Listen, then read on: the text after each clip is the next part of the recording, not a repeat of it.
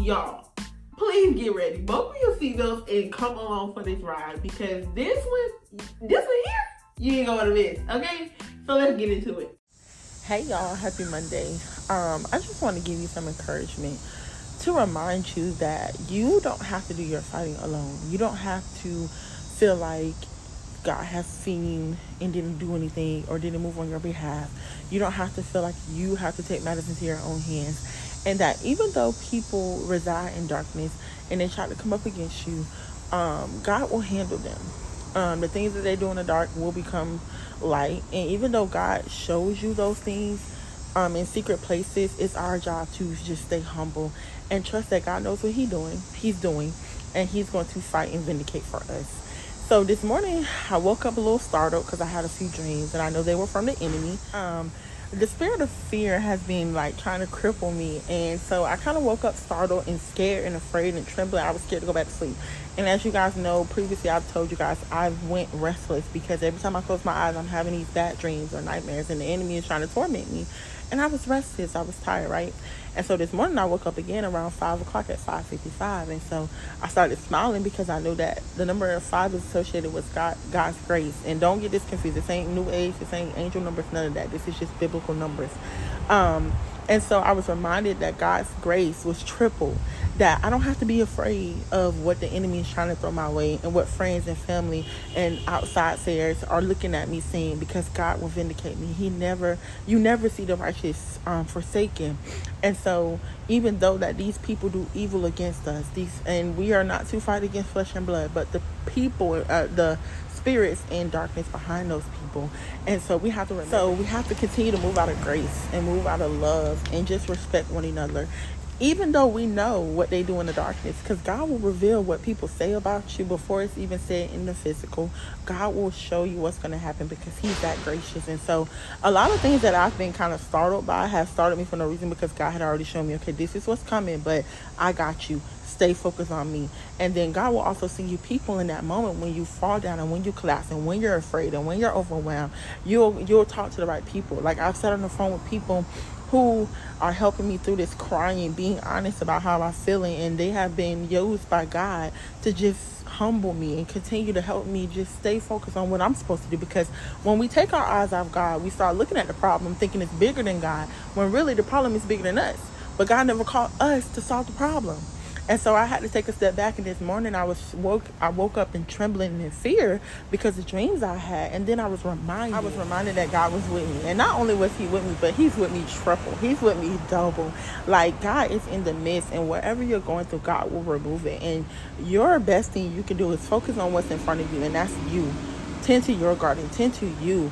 Do what it is God has called you to do. And scripture I was led to was Psalms 55:5. And when I read it, I started crying in tears, because even though they reside in evil, I reside in God, and I sustain myself in God. And even though people come up against you, your friends, and I think that's something that I'm struggling with, and that's why I posted earlier about, just asking God, like, why haven't I reached out back to people, friends and family and stuff like that? Because I'm afraid. I'm afraid that I'm reaching out to the wrong people. I don't know who's for me and who's not. I don't know, my left from my right, but I seek God on it, and I don't feel yet that it's time for me to open those doors, so I don't, and it's not nothing against anybody, but I want to be sure that these aren't the people, and that it's not the people who's working against me that I'm opening the doors to. And so I move when I feel led to. And so people have to be okay with that, and they have to be okay with you not opening that door yet, because you want to be sure. But in that, just remember that you don't have to isolate yourself from everybody, because there is some people that's for you, even though there's also people working against you. God is sending double people to help you through it, to encourage you, and it's going to be the people that you didn't expect to have the biggest impact in your life. And so I just wanted to encourage you today that if you're struggling with the deceit and the backstabbing of friends and family and people close to you, that you take some time and read Psalms 55:5, the whole thing from its entirety. Because even though they reside in evil, you stay residing in God. Do not do evil for evil. Give it to God and fully let go, because you can trust him with your life. You can trust him with your relationships. He will guide you to who's not. And so you can trust that, if you prematurely open the door, he will close it. Okay.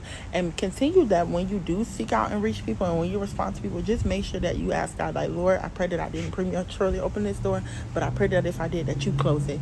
And be okay with that. If you call somebody and they never answer, that's God's protection. If you text somebody and never responding, that's God's protection.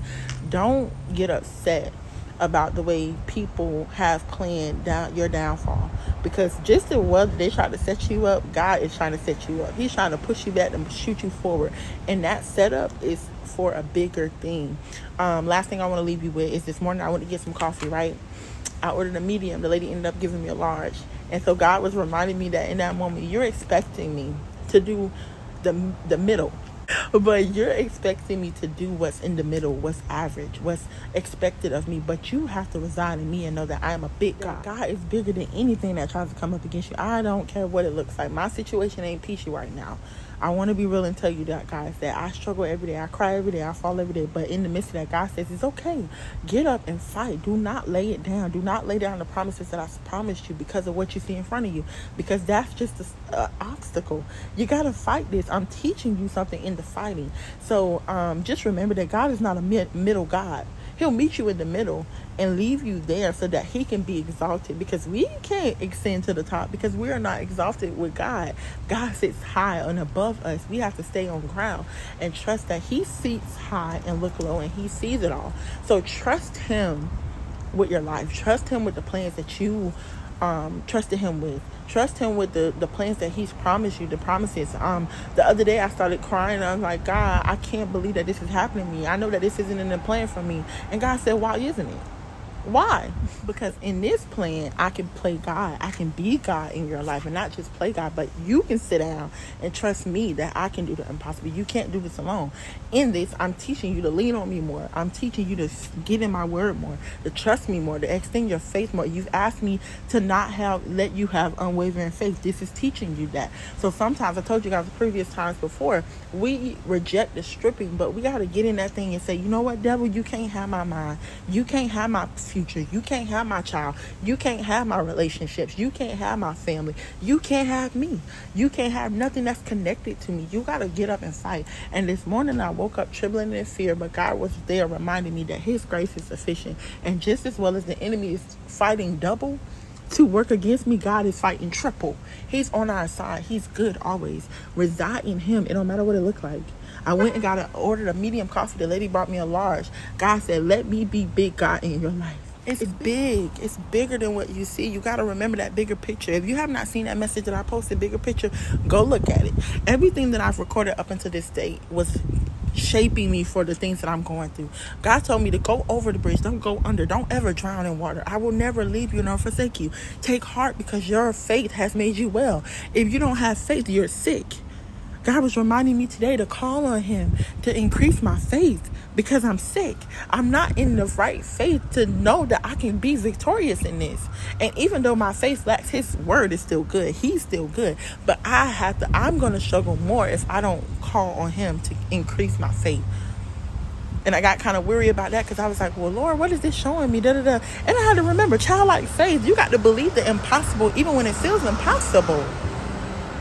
You got to believe that he's going to get you through it even if you don't see a way out. You're going to come out bigger than you went in, because he's a big guy. Like I said, if you have not read Psalm 55:5, go read it.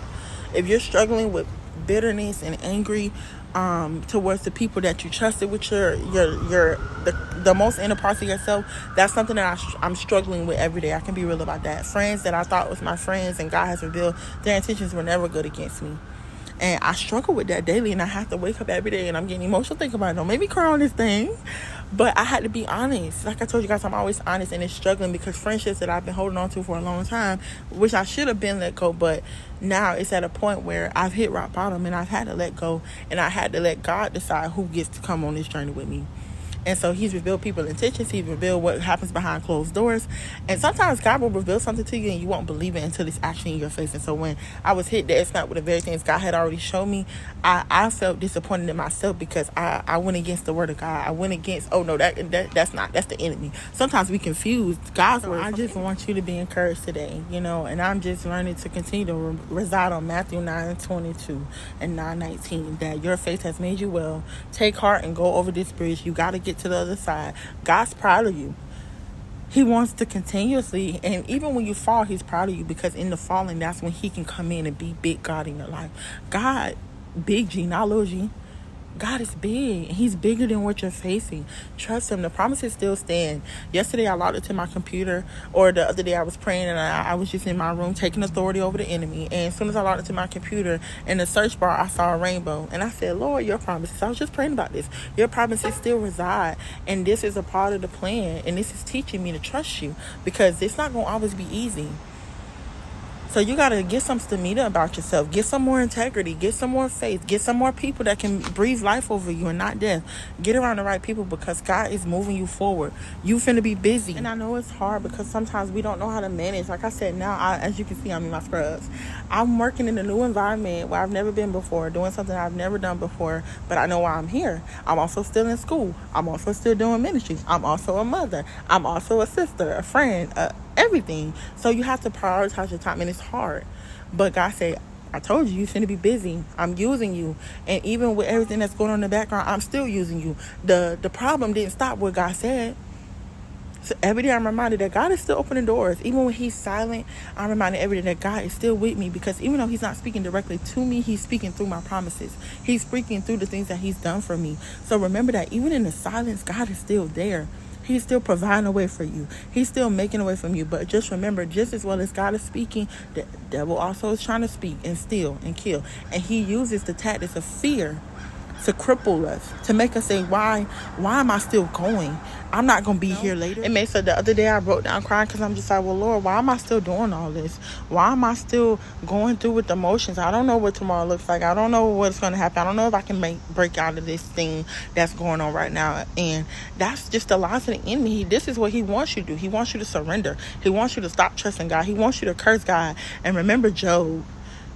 The devil tried to take everything, and God allowed it, because he knew that Job was going to continue to be his good and faithful servant, and God added him. And that's why I've been saying so soon lately, all things restored. The devil has stolen so much time and things and mentals and finances, but God is restoring all of those things. Not all at once, but within time. So give yourself time. Give God time. But don't ever try to take things into your own hand. Read Psalms 55:5 and start giving out grace. And that's what I'm learning. In this journey, I've been learning to be forgiving to myself and to others, and to give grace, even to where it's not due, because that's what God gives us. Bye.